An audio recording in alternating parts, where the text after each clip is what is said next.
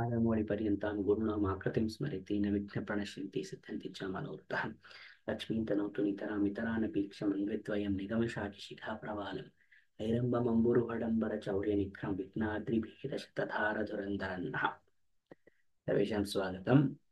This is the Saṃskāra session for the 25th shloka. And we spoke about the Mahavakyas in the previous session. In that, the one that is strictly mentioned over here, including the example, not example, explanation of it is given, that is Tattvam Asi. So going by the verse itself, Adau Padartha Padarthavagatirhi Karanam Vakyartha Vijnana Vidhau Vidhanatah. Here, then they explain what does it is. Tattvam Padarthau Paramatma Jivakau. Tattvam are Paramatma and Jiva. So the explanation is that Tat means Paramatma is the explanation for Paramatma. Tvam is of the Jiva. You is explanation, second person.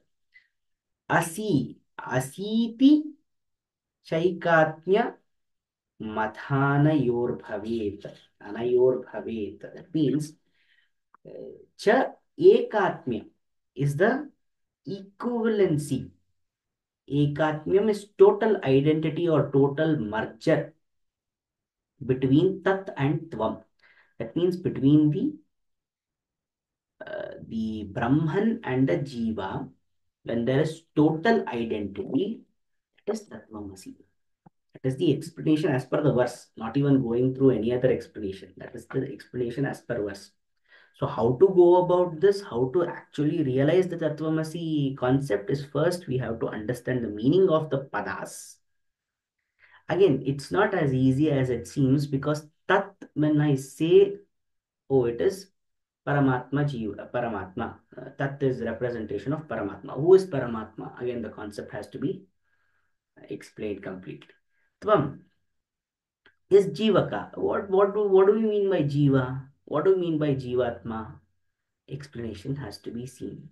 Then as Asi, when we are saying it is total identity, merger. How? How does that happen? So practically also when we go through each and every word, understanding the padartha, it is very difficult. So first padartha, then vakyartha, what does it mean? Then contemplation on that particular philosophy, how it happens, methodology, then realization. So this is a huge uh, step that they take, huge process. So Tattvamasi is one of the most profound Mahavakyas. And like I've already mentioned, it is from Chandogya Upanishad. So in this, the English translation comes out to be that thou art, uh, which I don't think is makes enough justice for the deep meanings that is associated with Tattvam and Asi. Either way, the interpretation is that, see, the individual self, that is the Atman, is identical with the ultimate reality, that is the Brahman. Now, the ultimate reality is not separate from the individual self. There is distinction between those two, but the individual self, the distinction exists only because of illusion, that is Maya, avidya. Without that, the individual self and the ultimate reality are the same. That is what is the Vakya trying to say. Tat Tvam Asi. So here it has been extensively used in Advaita philosophy because that shows this becomes the foundation for the Advaita, that there is no difference between the manifested form and the unmanifested form. They are all equal. So this particular thing is Advaita philosophy, and it is used. And the self reality, that is the ultimate reality, and the individual self focuses more on the illusionary, getting rid of the illusion, Mayavala, that part. So this Tattvamasi is practically used in meditation, self-inquiry, etc., etc. Ethic, not ethical, interconsciousness. It is called as well. Basically, introspection. When there is self-inquiry involved, introspection also happens. So through that, this Tattvamasi gains practical relevance. So this is one of the most important Mahavakyas that has been spoken about, and I'll not be speaking much about this because this is not a topic where we can explain about it. It is, if we can give so many examples about it, and then it keeps going on and on. But when we talk about anything up with regard to Tattvamasi, it only makes sense when there are practical introspection involved in it. Otherwise, it is all theory. Just saying that again 100 times that Tat and Tvam can merge together, they have total identity, they look like each other.